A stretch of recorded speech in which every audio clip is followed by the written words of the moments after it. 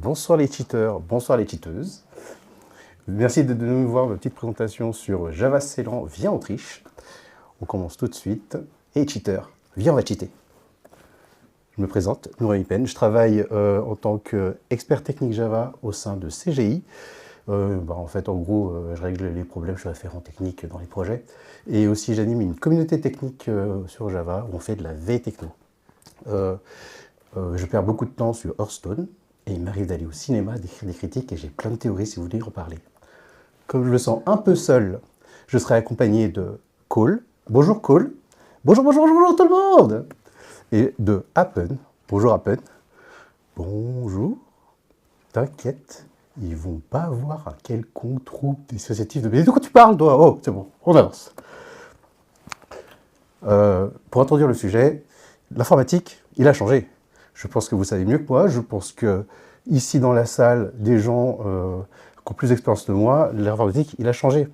L'hardware, il a changé. On est passé du mainframe au cloud.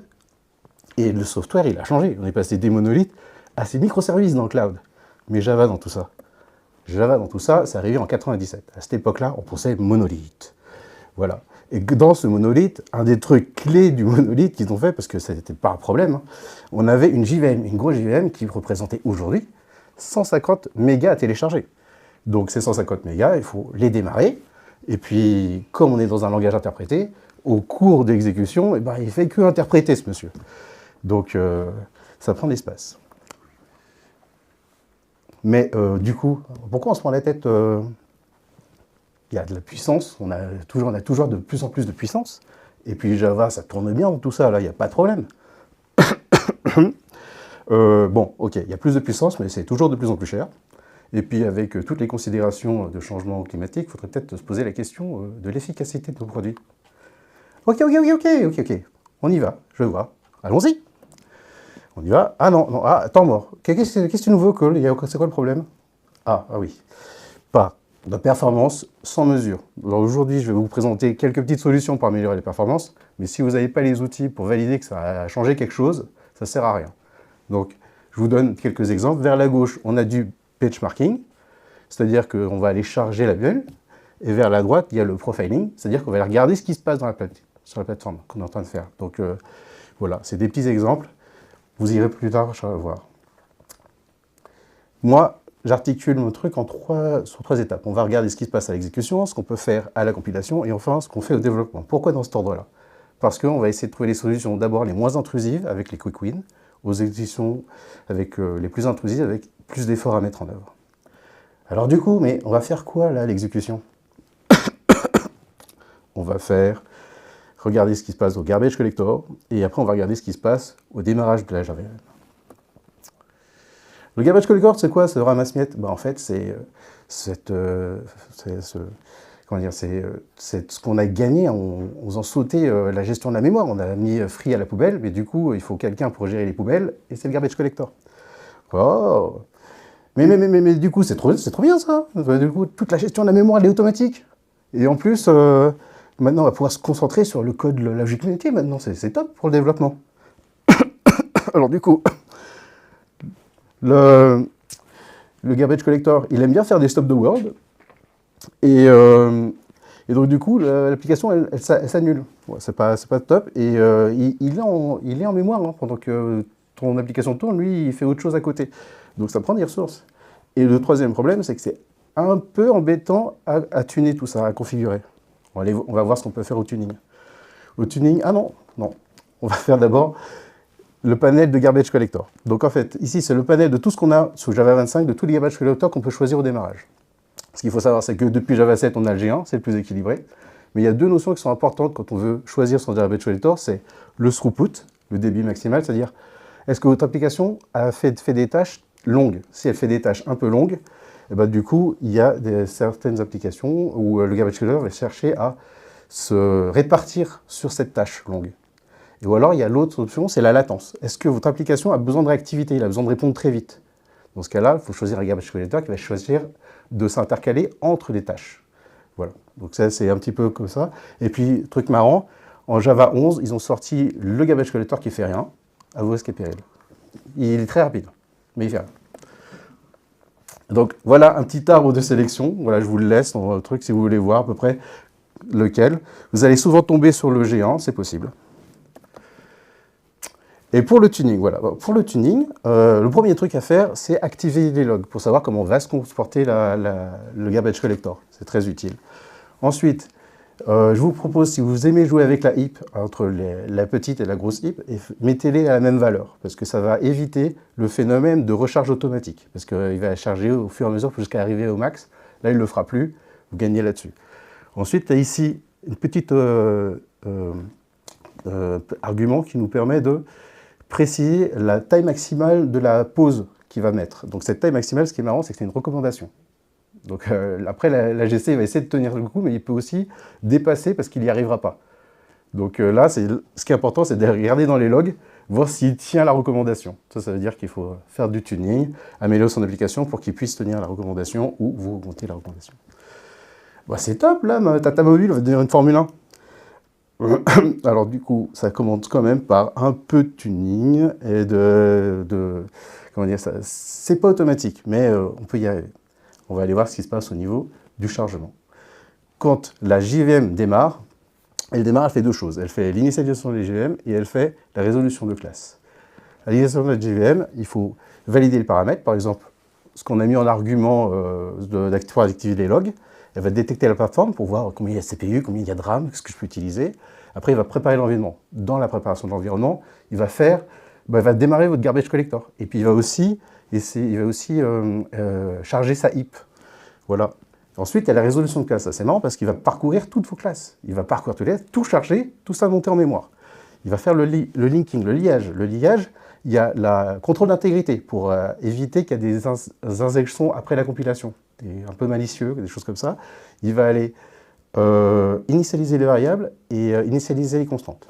À l'initialisation, il va lancer tout votre code statique. Si vous avez du code statique, c'est à ce moment qu'il va se faire. Donc tout ça, ça prend 62 millisecondes pour Hello World.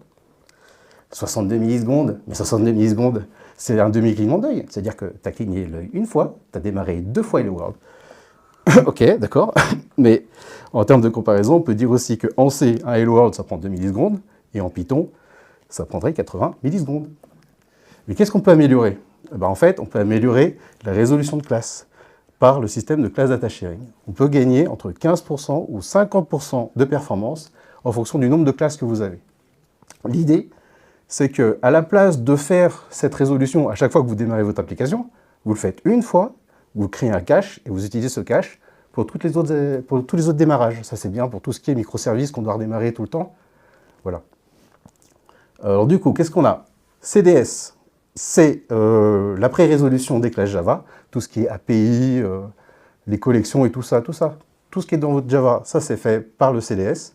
Et si vous travaillez après Java 11, eh ben, c'est automatique depuis Java 11. Si vous êtes en Java 8, il faudra le faire vous-même. Et puis il y a AppCDS, c'est tout ce qui est présenté de vos classes applicatives. Donc ça marche toujours de la même façon. On liste les classes avec une commande pour lister les classes. Ensuite, on génère le dump, le cache, et ensuite on choisit de démarrer notre application en spécifiant le cache. Donc ces deux étapes, ils seront à faire à chaque fois que vous changez de version, parce qu'en fait, ce cache va être lié à la version de votre application. Et puis après, une fois que vous avez le cache, vous démarrez, vous gagnez 15 à 15% au démarrage. Alors maintenant qu'on a fait le démarrage, qu'est-ce qu'on fait à la compilation? On va aller voir le natif. Alors, la petite magie qui est arrivée avec GraalVM, c'est que maintenant on peut compiler du Java, plus en bytecode, mais en binaire autonome. Alors du coup, ça veut dire qu'on va avoir en avantage que votre application, par défaut, elle va démarrer 10 à 30 fois plus rapidement.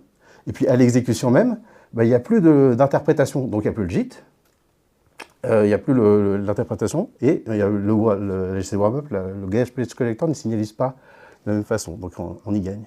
En inconvénient, ce que vous gagnez à l'exécution, vous allez le perdre à la compilation.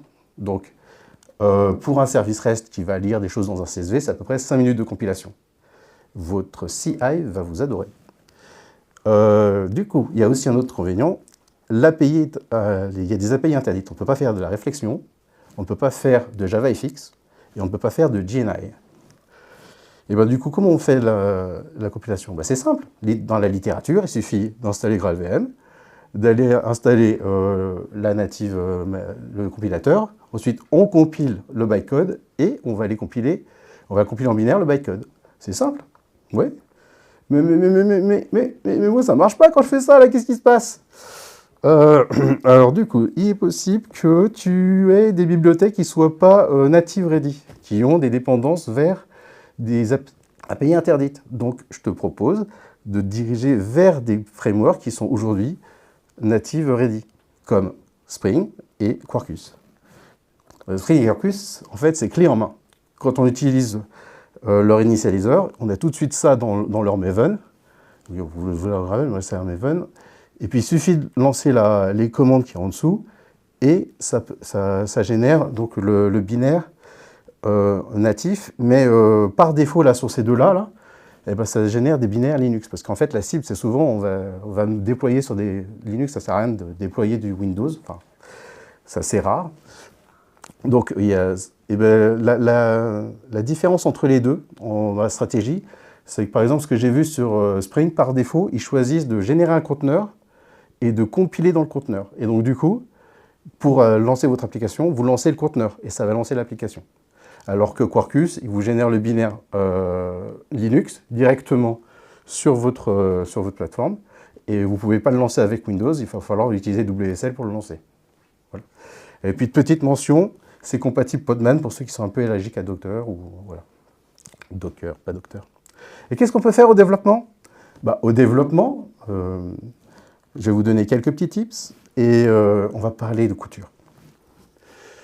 Alors, je pense que beaucoup ont été traumatisés par des référents Java qui vous ont obligé à utiliser String Builder quoi qu'il arrive. Utilisez String Builder dès que vous faites de la concaténation. Mais en fait, on a un gros tricheur dans tout ça. Le plus gros tricheur de nous tous, c'est Javac.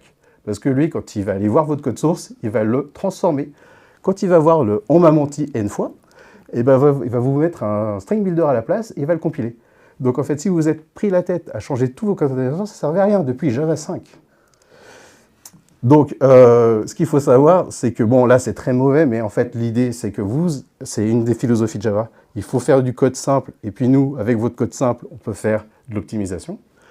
Et donc, du coup, si votre concaténation est lisible, voilà, je vous libère, faites de la concaténation. Ce sera plus lisible que des string builders dans tous les sens. Après, il ne faut pas jeter string builder non plus, parce que si vous avez de la complexité avec des boucles et des conditions, il ne saura pas le transformer, ça. Donc, il faudra quand même utiliser string builder dans ces cas-là. Petite libération. En utilisation de code aussi, je peux vous parler de la prédimension. Donc en fait, il y a des buffers comme ça, comme le string builder justement, ou le relist, où on peut leur dire combien de buffers on a besoin. Et en fait, ça, c'est utile parce que comme vous voyez dans le tableau en dessous, il crée un truc par défaut et il va y avoir un phénomène de chargement automatique à chaque fois que vous allez rajouter des choses. Donc si vous savez déjà de base quelle est la taille de votre truc, vous gagnez ce processus de chargement automatique. Voilà. Ensuite, les primitifs et les boxings, ça c'est intéressant, on vous dit toujours, prisez les petits primitifs, vous allez gagner en perf, vous allez gagner en perf.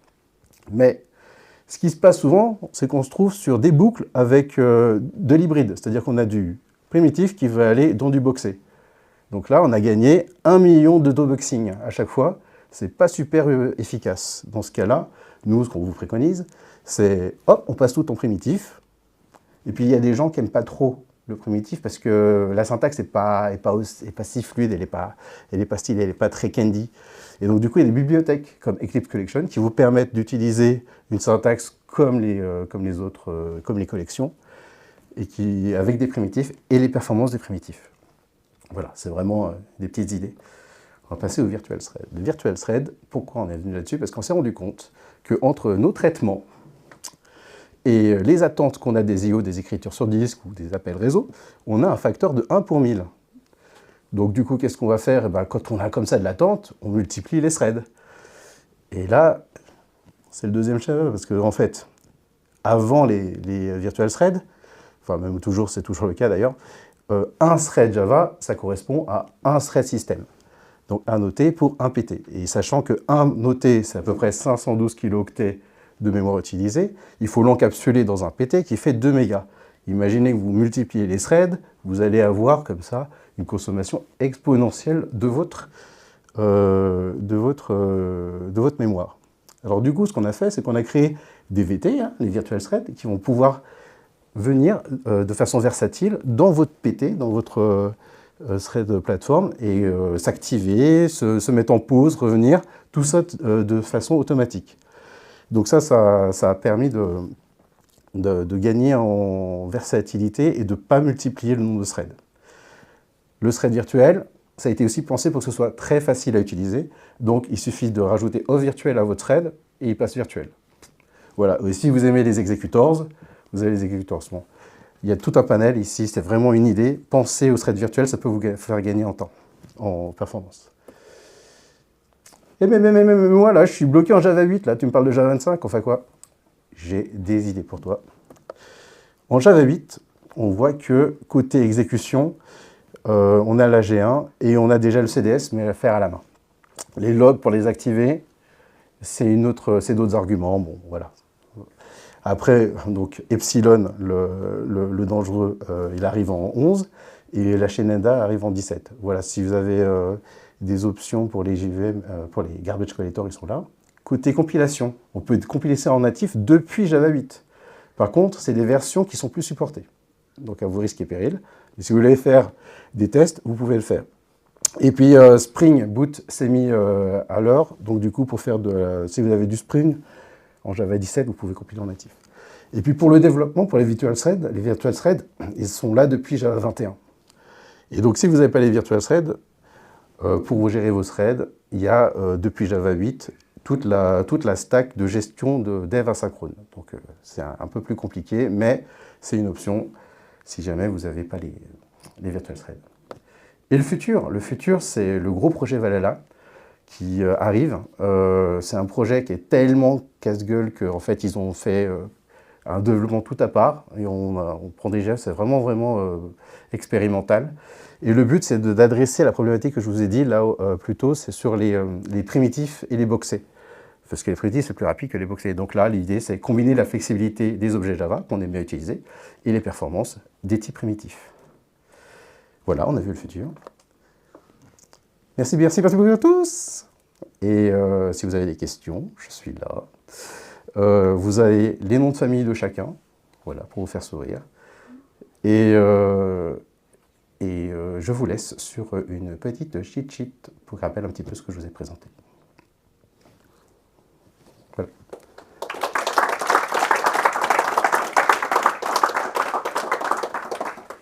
Ça pour pas cacher les écrans. On a je pense, une question. On a 2 minutes. Je n'ai pas débordé. Ouais. Ah, Sébastien. Une question.